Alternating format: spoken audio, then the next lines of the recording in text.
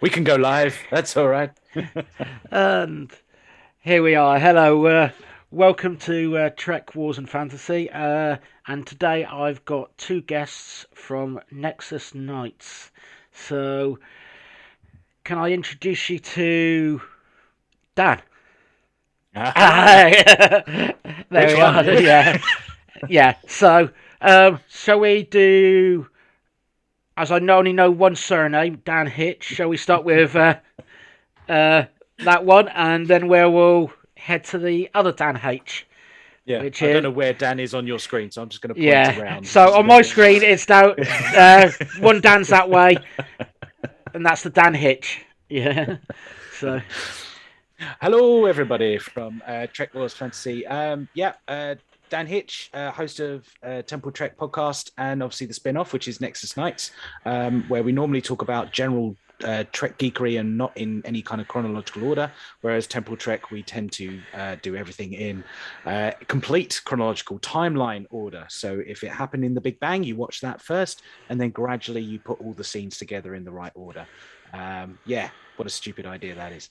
And I'm often joined by my friend Dan, wherever he is on the screen there. Oh, no, actually, yes, it's different on my thing. It's up there now. Dan Hutfield. I'm the co-host of Temple Trek and Nexus Nights, and I also have my own podcast called The Academic Trek, where I interview academics who use Star Trek in their work or just are big fans, really. So I'm really pleased to be here. I'm looking forward to this. Cool. And actually, while we're on that subject, what are we doing? So, it's a bit late, about a week after, or let's say 6 days from when it was released in the UK, and we're going to talk about Picard's Season 2, Episode 1, Stargazer, and that is 2 words for the episode, which I didn't pick up on. I would have picked up on if it was 1 word, but we'll get into probably the meaning of that title as we go. I'm going to be a bit open with how we go through this, so this is going to be just a general conversation. It's like potentially start at the beginning and hopefully finish at the end, but let's see where tangents go and such like. So, actually, I know the answer to this, but for everybody else, how big of fans are you of Star Trek, and potentially how did you get into it? I would say I'm a big fan, slightly short of sort of conventions and stuff. Although must admit, I'm more and more intrigued by a convention and a bit of cosplay. But I haven't. Well, actually, I do have a Star Trek shirt, which I brought for a particular thing, not for cosplay as such. But I'm getting there. But I started watching Star Trek before I can really remember, to be honest with you. I can't remember when I started. It's just always been part of what I did. I watched the TOS reruns on British television.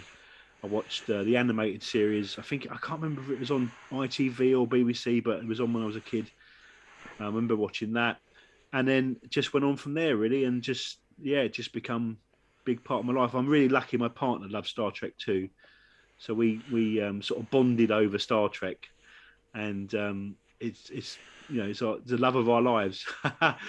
But So yeah, that's me really. I'm just a big Star Trek fan, and getting more and more into sort of talking about Trek and stuff, and with obviously the Temple Trek and stuff. So yeah, pretty big fan. Cool. Yeah, sounds very familiar story that I've heard a couple of. So like starts on like the BBC or Sky One in my case, and picked it up before. Are you very similar, Dan, or other Dan? Yeah, same thing. It's it's the same record, I'm afraid. Listening to the BBC Two when the TNG sort of came out, and there was this hype around it. I know I'd already seen the TOS movies because obviously they were already in existence. You had 1, 2, and I think at 3 at that point, as they were sort of coming out, and they were doing the rounds. They were always on at bank holidays or anything like that. So I know I'd seen quite a lot of TOS. And as TNG was coming in, my dad, although doesn't identify as a Trekkie, he'd managed to record quite a lot of the original series as they were being repeated on BBC Two ahead of Next Generation coming to terrestrial. And so he said, you don't want to watch all that muck. You want to watch these? And he bunged in the Betamax, the VHS, and popped them in and made me watch some TOS episodes. So I know I watched that first. But for me, TNG is my Trek. That's where I really got started. And then just fell in love with it. And as just at the right time, as DS9's coming out, Voyager's coming out, we got the first golden age, I should say, as the second one is sort of coming in now. I'm loving all the new Trek. All Trek is my Trek. There are some I like more than others. There are some disappointments that I've seen with some of the new shows as well. Shows have sort of come and gone and go up rankings and whatever, whenever you see it on Twitter. But I love time travel stories. So any time travel, you've got me. The one with the whales, that started it all. That's the one. So much hate coming your way for saying that now, even though I say that. I love that film. It might not be my favorite Trek, but I love that film. But time travel's always been a thing. So Star Trek dealing with that, it naturally led to a Temporal Trek podcast, which came about from a stupid joke I made on Facebook in a Facebook group talking about Star Trek. And I thought, that's an interesting idea. And it got stuck in the old brain. And so I ended up doing it, where we're just watching the whole show. If you had like a master edit copy and you were making like a flash cut of all of Star Trek and putting all the scenes in the right order. If this happens in the 1950s, then it's followed by everything that happens in the 1960s and so on and so on and so on. Doesn't make any sense. But I thought, why not watch it that way and put it into a podcast? Conventions, though. I've been to 2 conventions in my time. One was at the Royal Albert Hall when I was 11, and it was my 11th birthday, and my dad took me down there. He had no idea what was going on because it was all the TNG characters. But you've never truly experienced Trek until you've seen a Klingon, a Borg, and a human in a Starfleet uniform all using the toilet at the exact same time. That was an experience. Then there was Birmingham, which was the 50th in 2016, and that was fun. And that was a really good convention. You got to see most of the people. A little bit lackluster in all the stuff that came around it, but it still makes me want to go back to another convention someday in the future. But yeah, looking forward to it. How about you? I was probably very similar to where are you? Almost. Let's look at the right screen. Dan Hutchinson. Yeah, is it Hutchinson? Vogue. Yeah. No, I got into it through Sky TV because they were doing lots of sci-fi stuff on Sky One. So, which I don't know if still exists or not, but it was just like you would have had Stargate, SG-1. I'm sure there was probably Babylon 5 or something like that.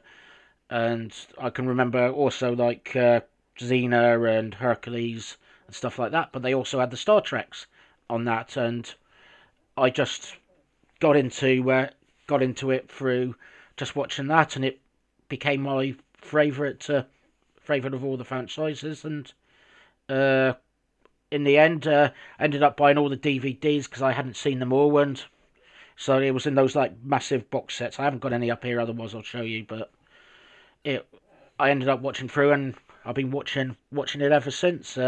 And I wish I could say I was a completist now, but I've been a goodbye end with some of the stuff not coming over to the UK quite yet. I'm a bit out of the loop on a couple of the series, but been loving the stuff I've seen, and bit like that. I've got Hitch. I've had a bit of ups and downs with some of the series, but generally as a whole, I'm liking it, and I'm liking this. At the moment, I've liked the first episode of season 2 of Picard, and I think, it's so far that's gripped me, and as it's probably meant to as a season opener. So, absolutely. any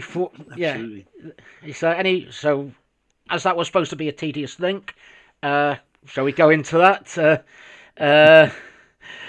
What did he? I really liked that opener when you saw. I believe this came out before, but I hadn't seen it. But all the Starfleet personnel running out of this turbo lift to the bridge, like with their phasers and everything.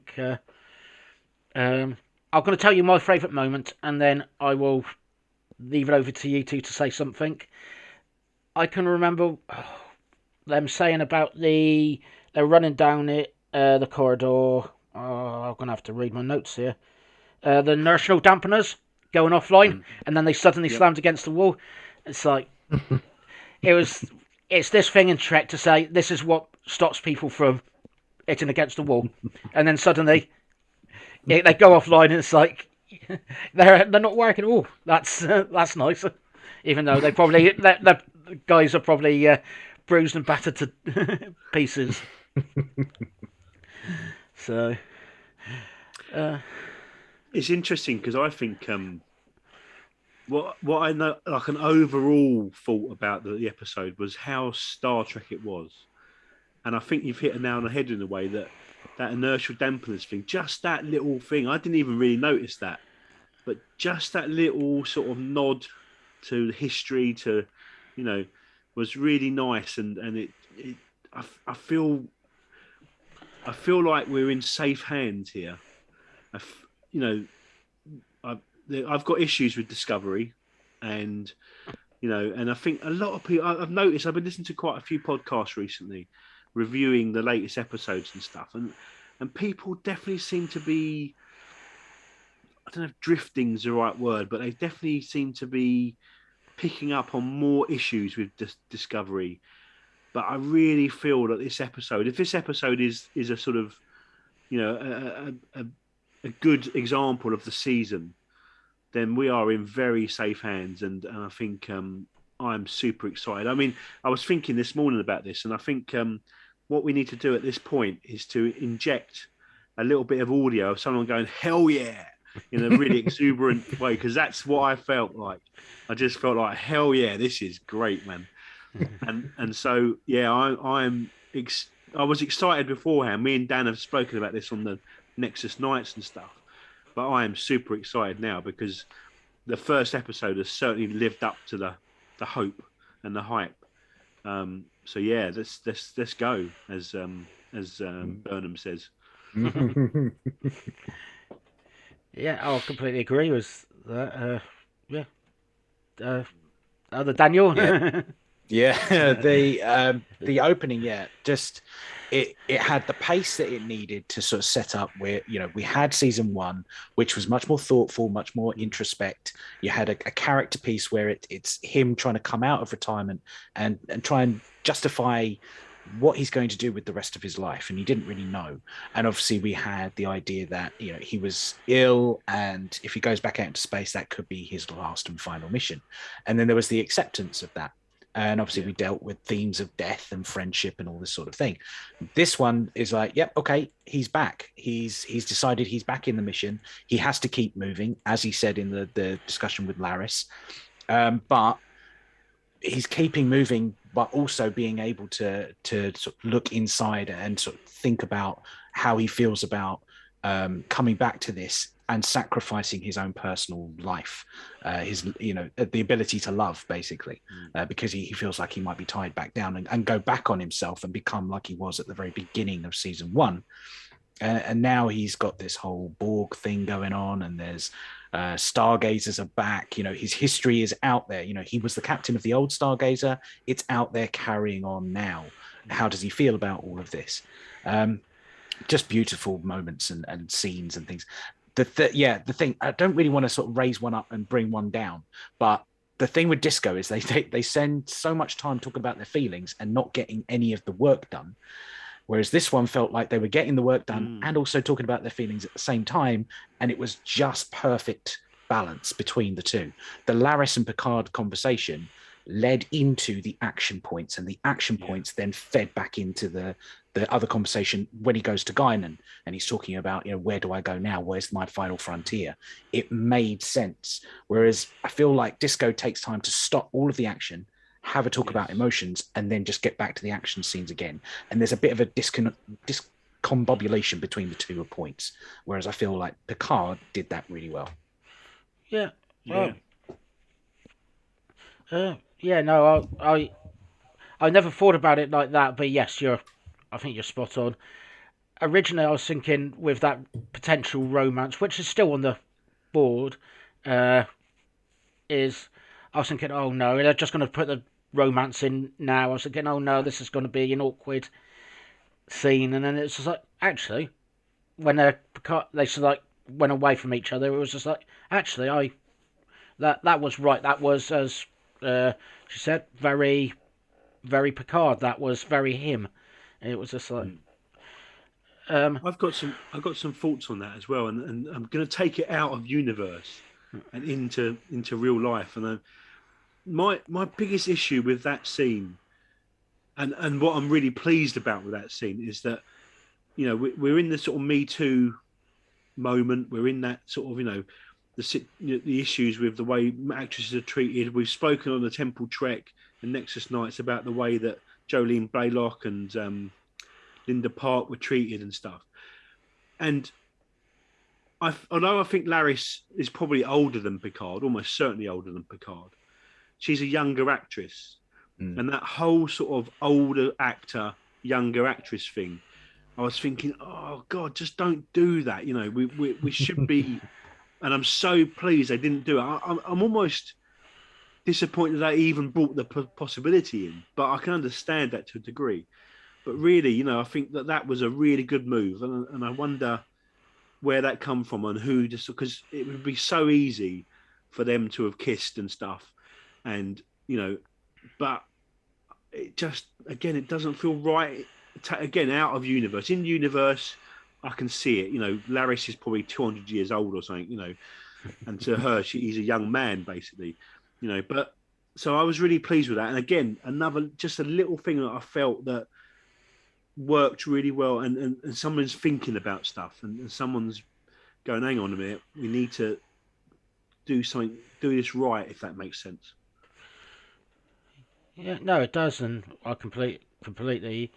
I never thought about it in that way, but that may be what I was thinking subconsciously. It's like, here we go again. This is just another scene like we've seen before, or such like. So, but yeah, I think that worked out. Whether anything will come of it, let's see. But yeah, no, I agree. So, anybody want to add something for the next part? Because smoking on the bridge. Oh yeah. Well, not smoking on the bridge. Not actually. smoking. That's it. Yeah. Like I saw a couple of tweets, sort of people saying, "Oh, it's not Gene's vision. You know, there's smoking on the bridge." He wasn't smoking. He had the lighter in his hand. He had the cigar. He didn't light it up. Yeah. And that, again, coming back to my dad, pointing out this thing, he used to do this really horrible thing when he was smoking, where he would roll up all of his cigarettes, and then he would wait for someone to confront him about, "Oh, sorry, sir, there's no smoking in here." So I'm not smoking it. I'm rolling it up. Puts it behind his ear and walks out. He's just a horrible person sometimes, my dad. But there you go. But he would do that, and it was a thing. It was his concentration. When he's trying to work something out, he's a plumber. And he would stand back and he would roll up and he'd be like working it out. And you could see in his mind, he was working out how he was going to lay out the pipes, but he would roll up as like a concentration thing. And it was really nice to see that Rios was carrying that over, but respecting his sort of Starfleet upbringing and not smoking on the bridge. But he had that kind of the trick lighter. He had the fidget toy. You know, that was amazing. But it made sense because every time he was making a decision, did you notice he was sort of like, puts it in his mouth and he's just chewing and looking. It was such a lovely little character moment. You know, completely breeze over it because of all the action going on. But it was so nice and believable that he's got this trick to him, this little idiosyncrasy about how he works as a person, and he just sits there and sits with it. It's just, I don't know. I really liked Rios, and I really liked fake Rios, the Spanish speaking one who was helping so Seven good. out. It's like, and he's just sort of standing there, just like, I can't do anything here. It's just wonderful. Absolutely loved it. Yeah. That hologram, because I think it's a combination of them all. I picked up on, which was sort of weird in itself, but I like the character, and it was just like what was it? Seven turned off the safeties, and Yeah, it was that's the like, safety then it's thing. like, becomes like machos, like hologram. It's I really liked Drunk. I'm terrible with names, so you have to Girardi. remind me. Girardi, yes. Yeah. Oh, that was great. Yeah, I Yeah. love that. I, Yeah. I at the beginning of last season, I really liked the character, and then it was just like when she murdered. Yeah. I have another mind blank now. I'm doing the same as you. Committed murder. That's damn it. We've got to irritate us now. But Yeah. anyway, when she did that, it was. I went. Actually, I've gone off her slightly now, but actually, as soon as that scene happened, it was just like I can remember why I loved her from the beginning part, and it was just like not just the actress and not just it was like both the character and the way she talked, and that excuse to get out of romance just was it's just so good. It my Maddox. Maddox. It just jumped into the brain. You know when it just flashes in front of your eyes and just see the word. That's just happened. There. Yeah, sorry, but when he got out the Delton and the Delton's flirting with her and sort of checking, I just want to see what beautiful hands made these wonderful androids. It's like, oh man, I wish that line could work, but there we go. It was just like, I've gone mad, committed murder, and I use short-term relationship issues. It's like I've got to remember to use that next time I get chatted up at a bar. Actually, has that ever happened? Anyway. I wish they'd sort of lent into the comedy beat on that moment and just he was like, okay then. And then he just sort of slowly backs away and just gets into the darkness and just walks off. To even a Delton with their high sexuality, that's too much. That's just too much. You just walk off. Yeah. Thinking about that, who else was in that scene? Soji, and thinking about it, she, because I'm thinking of, do you know, I'm having a mind blank day, another mind blank on James, the Romulan, Elnor. Elnor, no, yeah. Both hardly appeared in this one. It was just like, I'm thinking, oh no, what's happened to them? But hopefully, fingers crossed, they appear more later on. Because I think that's sort of what they did last season. It was like have a little bit for each character for like 2 seasons or so. I don't know if you missed them at all, but I did when I saw them. I didn't when I wasn't seeing them. I wasn't thinking it's like, where are they? It was just like, What about Guinan? How does people feel about the Guinan little? Will she be in more? Do you think, or do you think that might be it? Let's go with the last bit first. I think that's probably it, and maybe the last episode. I reckon. Right. Yep. Like they just go finish it off and go, yeah, that's like that. But I did like it was number 10 on Ford Avenue. Yeah. That was nice. It's really funny because I've had this conversation with Dan a lot about my dislike of fan service. Yeah. But I have to say, I don't know whether it's just because I've got rose-tinted glasses on or what, but I'm enjoying the little bits of fan service that are in this. So maybe I'm breaking my rule that fan service is bad. I would say, there was one bit that I would say I would probably agree that is, I would say, gone too far. And then the other bit, with going in, I thought, I would imagine they would meet up, but I wasn't that bothered about the scene, but it was a nice touch. It was, I can imagine Picard doing that, which is why it didn't bother me too much. But the one thing I did make a note at the end of my notes is that there was probably slightly too many boldly goings or strange new worlds or Star Trek phases like that. So it was just like one too many times by the end. I was going, yes, get off your horse and stop having those saying those it's like buzzwords and it's like, yeah, we get it. Do you reckon in the writers' room there's a big whiteboard where they've got alternative ways of saying boldly and all these kind of things? Like, which one are we going to use? Work and just throw a plastic dart at whichever one's going to hit. Wouldn't surprise me. Oh god. Okay, excuse me, ladies and gents. We're just sorting out our Zoom issue. Oh, it's not an issue. We're on a time limit, so I've got another thing. I will get that open for you. So we've got another link, which I will open up now. So, in the meantime, sing yourself a little song and twiddle your fingers. Yeah. Hello. It's always the way, isn't it? You just got a point to say and then it cuts out. Yeah. So, and it's got my camera back, so that's okay. That hasn't gone. I'm going to just pause my... oh, no, I won't. I can't pause my recording in this, so we'll have everybody back shortly, ladies and gents, on my end. If I learn how to edit properly, I will edit this out. If I don't, you know it's me and editing. So I'm going to just turn off the cameras a second. There it is. There we are. Okay. There we go.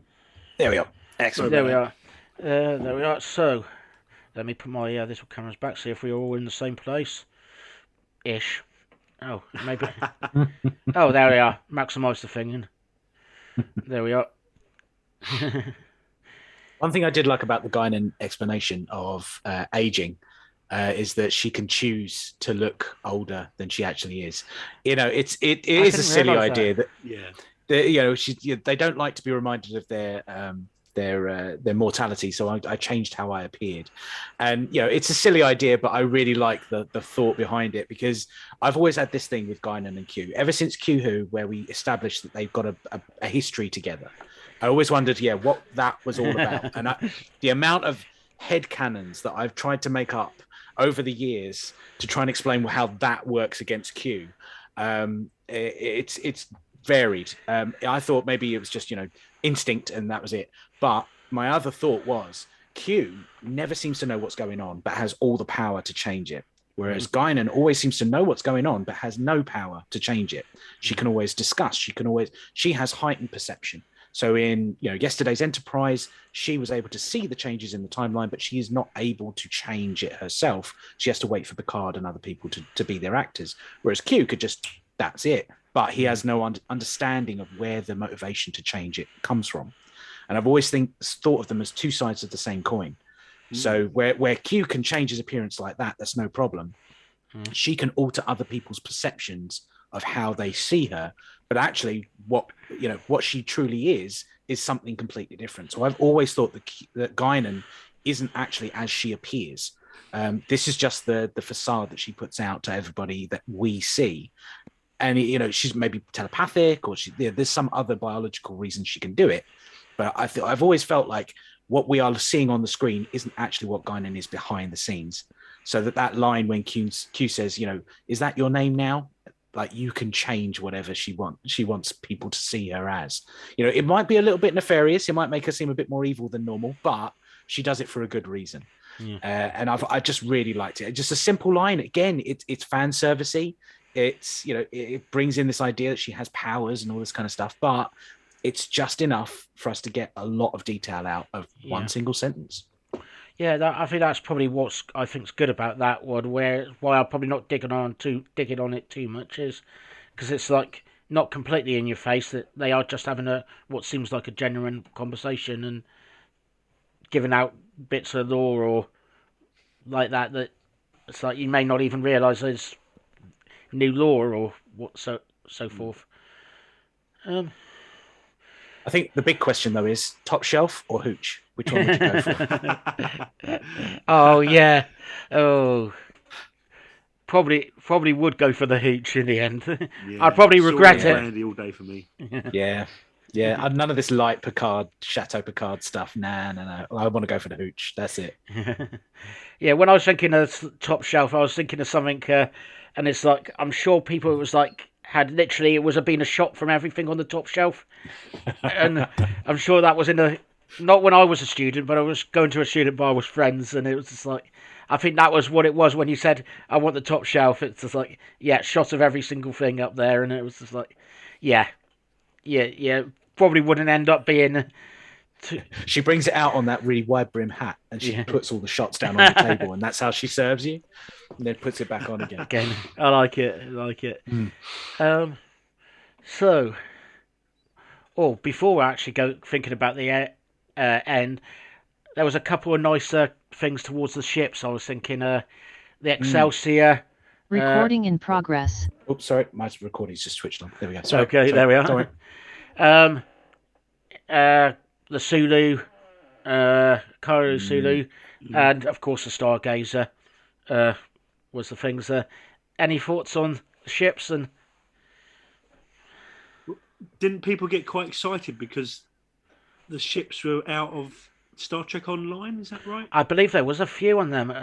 Yeah, I'm not hardly play it, but I believe so. No, I played it a couple of times, but I've never really got into it.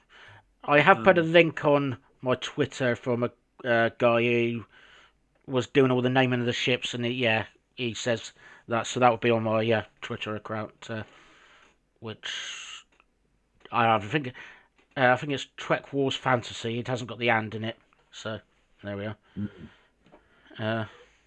But yeah, no, I like that, and it was like nice, especially after the big fight at the end of last season. It was just like nice to have different ships there. Yes, I didn't recognise it to start with, but I know from last season I can remember that looking at that going, hang on, something seems wrong about all these ships. So yeah. Do you reckon because of the copy and paste criticism that they got from season 1, they've realised, hang a minute, we can't pay all these like SFX people. Wait a minute, isn't there a game out there that we could get them all to do the work for us? It's like, yeah, let's farm it out. Let's give it to the community. Yeah, that's it. They'll build their own fleet, and that'd be fine. So much easier. Oh, definitely, and it's obviously I think worked, and whether it exactly had happened like that, but it's probably not far off, to be honest. So no, exactly. Yeah.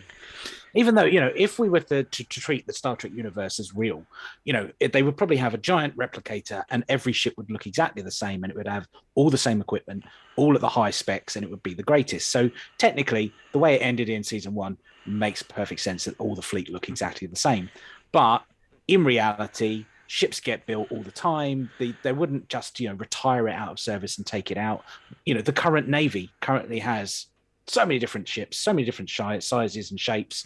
It makes it more believable to us in our reality and seeing that. So, I know end of Picard season 1 is probably how the fleet would really look in the future, because you would just mass produce the same ship every time. But this makes it to us in the 21st century more believable that everything's just a little bit different and a bit more, infinitely diverse, maybe. Buzzword? Yeah. There we go. Infinite diversity and infinite combinations, even in the ships. So, but not infinite in diversity, in infinite copy and paste. Yeah, there we go. Yeah, that's there we go. So, I suppose we ended where we started. It's what do you think of the green anomaly? So. And the green bit being the hint. Yeah. I really, again, I just can't criticise this episode. I can't find anything to criticise. I mean, you could argue, the Borg, the back, it's a bit lazy, but no, I like it, man.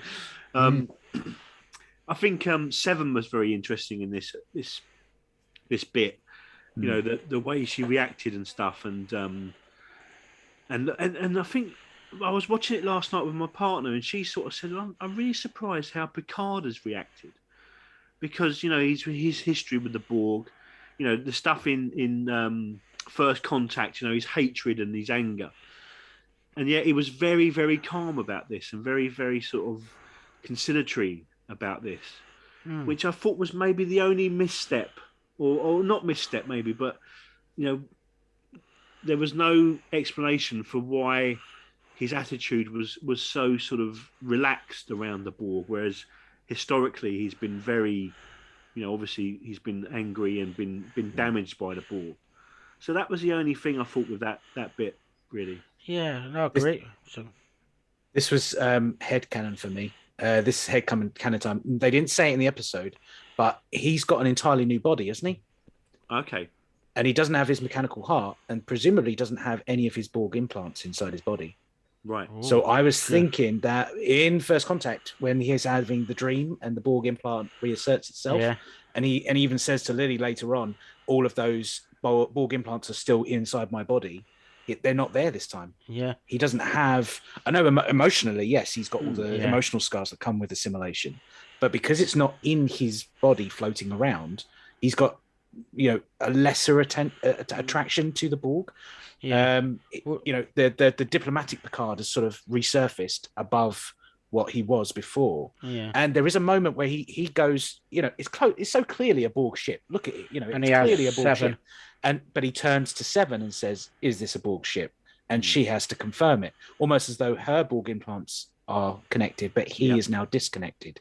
So I was wondering if that was their attempt to try and make an explanation. But it does feel a bit like there should have been angry Picard. Yeah. Maybe not, destroy all of the ships of the Stargazer with his phaser rifle, but quite close at least. Yeah, no, agree. Like that in between part that. Yeah, okay. My Borg implants are not here, so I don't know that. But my head is going, I hate you for what you did. Mm-hmm. Okay. Even if it was a second for... Maybe that was the bit at the end where it was just like they had, spoiler, set the auto-destruct, and it was like Picard, and it's like, look up and something like that. And maybe that dramatic action that he took to destroy the ship. I mean, it was, I can understand why, but it was certainly they normally in Star Trek they sort of try to get it back and try to reassert control and stuff, whereas he went straight for so maybe that was that sort of aspect of his fear and his anger, and his not wanting the Borg to get any opportunity to, because I think he said at one point they're getting all the command codes and stuff. So, what about the Borg Queen? What about the look of the Borg Queen? I'm not actually, I'm not saying I'm not a fan, but it was just like, I didn't even realise it. I know they said the Borg Queen was coming aboard, but I didn't realise that originally until I was watching it second time with the subtitles, that was actually the Borg Queen. I presumed it was somebody coming over pre-Borg Queen or something. But what do I think? Go on. Well, it just makes me think that maybe this is not our Borg. This is maybe, the Borg from the universe we seem to be going into, according to the trailers and stuff.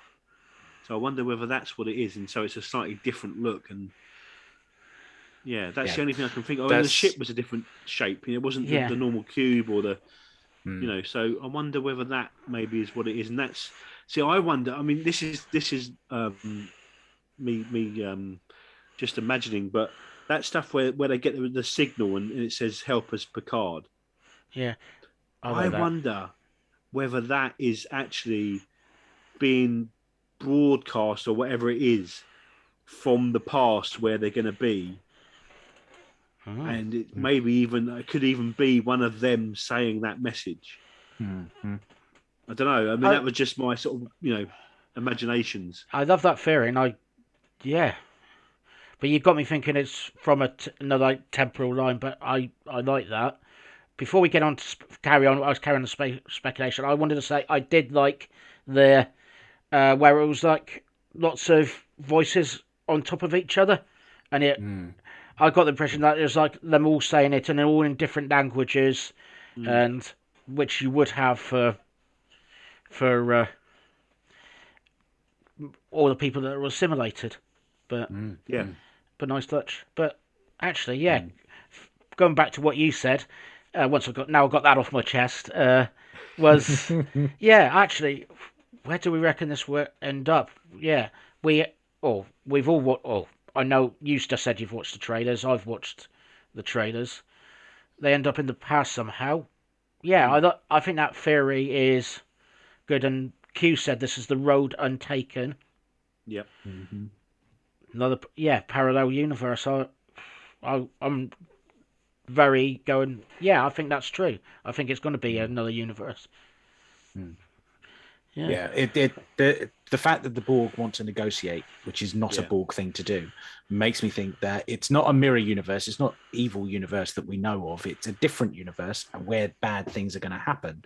I'm wondering if they are the hunted Borg from that universe, and they are so downtrodden by this horrible fascistic version of the Federation, which is led by this evil version of Picard, that somehow this Borg collective from their universe heard about a nice Picard in a different universe, and they've come through this temporal timey-wimey rip in space-time.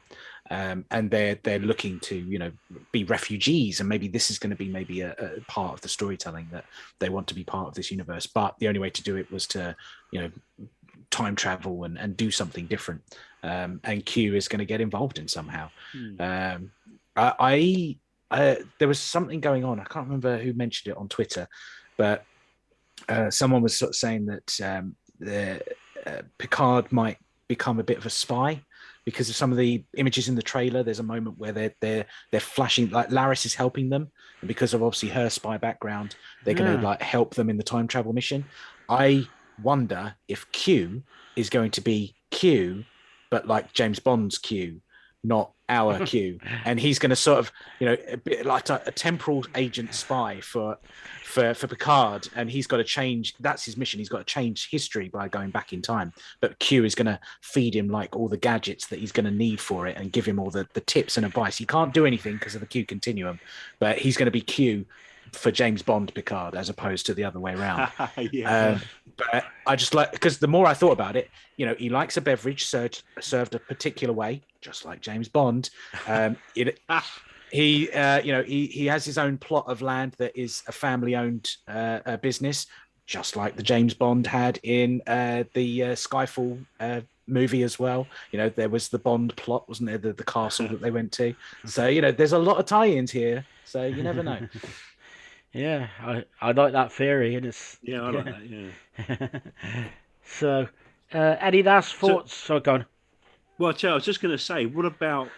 Has anyone got any thoughts on what they're expecting for the next episode? Oh, not expecting, that's maybe the wrong word, but what they're hoping for the next episode. It drops tomorrow for us, doesn't it? So yes, we'll see quite soon. But where do you reckon it's going to go from here? Because I've seen the trailers, I'm expecting a certain thing, but I expected that this episode. Yeah, so did I. Yeah. Yeah. Do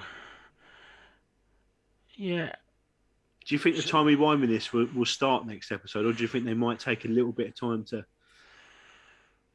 Oh, they took their time last season, so yeah, they did.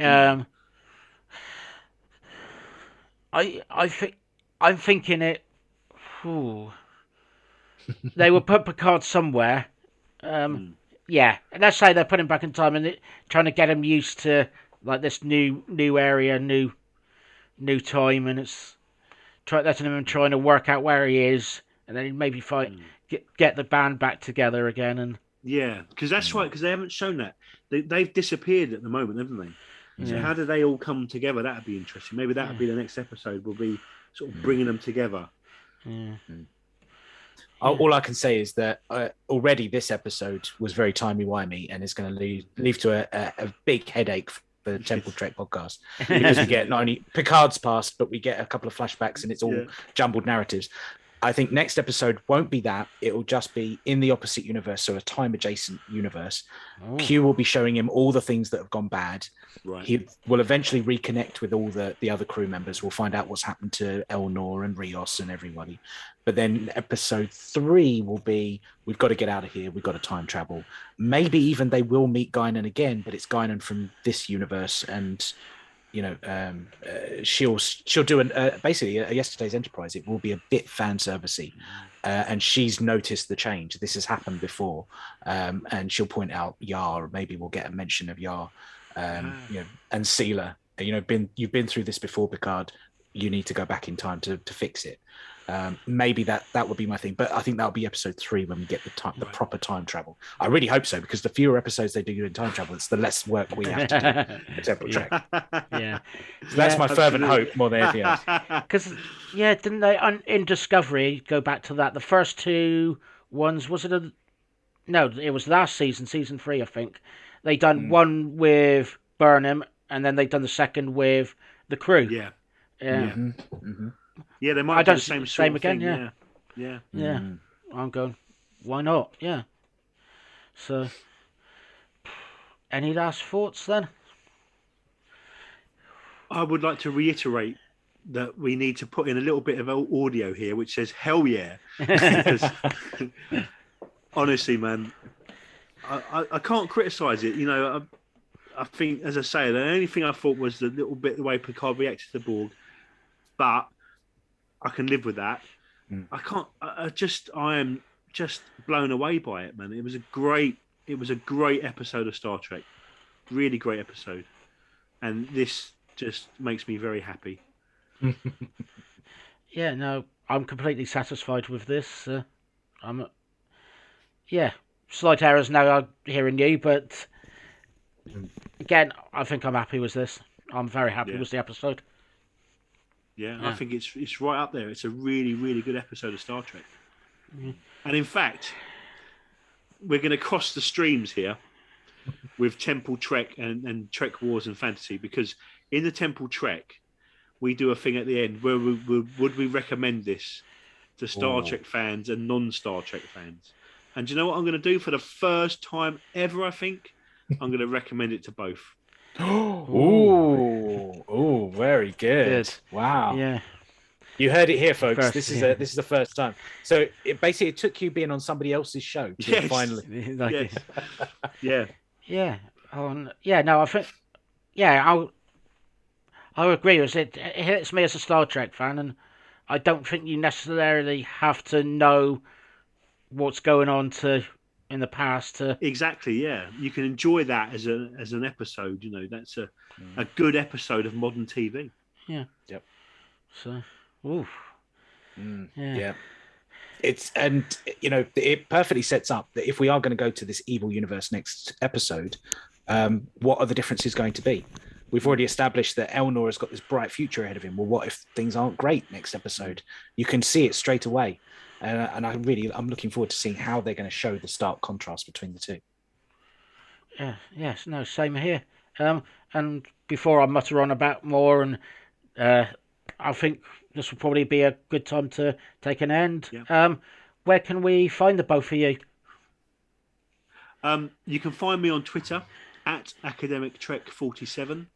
You might even find a new episode of the Academic Trek occasionally, but you never know. I'm better at guesting on podcasts than I am at doing my own podcast, to be honest with you. It gets there, but it's a slow, painful process. And I'm Temple Trek, obviously, with Dan. Nexus Nights, which is the spin-off.